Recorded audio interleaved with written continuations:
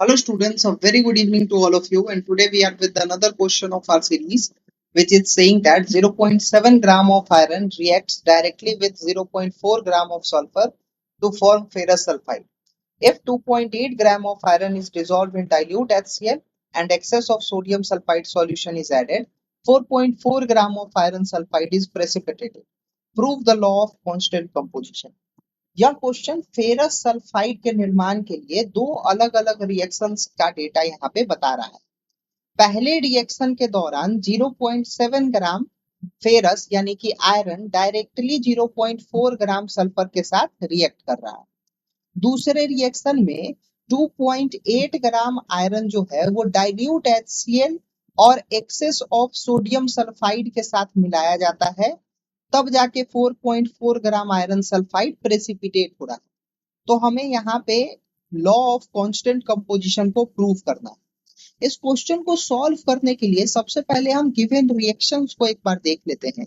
तो पहले केस में हमारे पास क्या हो रहा है, आप देखोगे कि पहले केस में हमारे पास यहाँ पे फेरस जो कि सॉलिड है वो सल्फर सॉलिड के साथ रिएक्ट कर रहा है और हमारे पास FeS बन रहा है।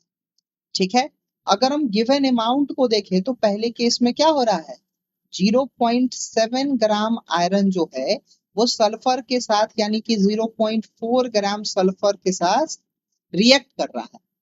अगर हम लॉ ऑफ कांस्टेंट कंपोजिशन को पहले रिएक्शन में प्रूव करना चाहें तो यहाँ पे मास रेशियो अगर हम ले ले फेरस और सल्फर का, तो मास रेशियो क्या हो जाएगा, यहाँ से अगर हम देखें तो mass ratio is equal to हम लोग लिख सकते हैं मास ऑफ फेरस अपॉन में mass of sulphur which is 0.7 upon में 0.4 which is equal to directly आ गया 7:4। अब हमें दूसरे रिएक्शन के तरफ चलना है। हमारा दूसरा रिएक्शन क्या बोल रहा है, 2.8 gram iron is dissolved in dilute HCl। कहने का मतलब है कि 2.8 ग्राम आयरन को पहले HCl के साथ मिलाया गया। तो सबसे पहले हम क्या करेंगे, यहाँ पे सेकंड रिएक्शन के लिए केस 2 लिख लेते हैं और केस 2 में हमारे पास क्या हो जाएगा, ये हो जाएगा Fe प्लस HCl।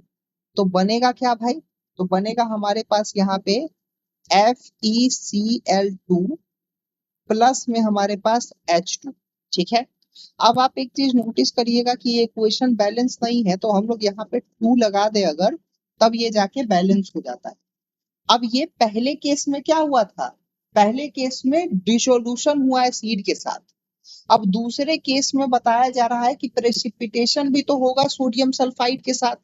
तो हम लोग दूसरा इसी रिएक्शन का दूसरा पार्ट लिखते हैं, जो कि हमारे पास क्या होगा, हमारे पास होगा FeCl2 प्लस में हमारे पास क्या आ जाएगा यहाँ पे Na2S, और हमारे पास यहाँ पे बनेगा क्या, हमारे पास बनेगा यहाँ पे FeS जो कि प्रेसिपिटेट हो रहा है, और प्लस में हमारे पास यहाँ पे क्या बनेगा, बनेगा 2NaCl।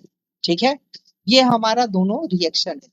दूसरे केस में आप देख रहे हो कि 2.8 ग्राम आयरन को जब डिसॉल्व करते हैं तो एज अ प्रोडक्ट कितना निकल रहा है आयरन सल्फाइड, 4.4 ग्राम।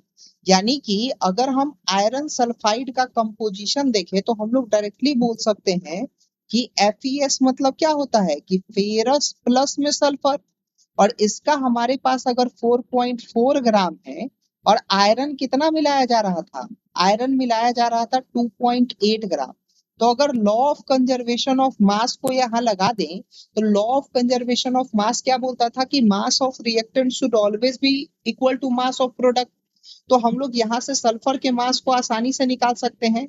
तो S इज इक्वल टू क्या हो जाएगा, 4.4 ग्राम माइनस में 2.8 ग्राम which is equal to what, which is equal to 1.6 ग्राम। अब हम अगर मास रेशियो लगाएं फिर से, अगर हम यहाँ पे मास रेशियो अप्लाई कर दे तो हमारे पास क्या हो जाएगा, मास रेशियो यहाँ से निकाल ले तो ये हो जाएगा हमारे पास केस 2 में कि mass ratio is equal to mass of ferrous upon में mass of sulphur which is 2.8 upon में 1.6। अगर आपको 4 का टेबल आता है तो आसानी से ये हमारे पास 7/4 टाइम्स कैंसिल हो जाएगा और ये भी 7:4 आ जाएगा। इसका मतलब क्या है? इसका मतलब है कि हम लोग लिख सकते हैं कि दिस लॉ, या फिर ऐसे लिख सकते हैं this reaction obeys the law of constant composition। एक और चीज, लॉ ऑफ कांस्टेंट कंपोजिशन को हम लोग लॉ ऑफ डेफिनिट प्रोपोर्शन के भी नाम से जानते हैं। नेक्स्ट वीडियो में हम लॉ ऑफ कांस्टेंट कंपोजिशन को विद सर्टेन एग्जांपल्स अच्छे से समझेंगे। I hope you have like this video and you literally like this video, then you can like it, subscribe it and share it to all those person who are preparing for IIT JEE और NEET examination। Thank you so much. Have a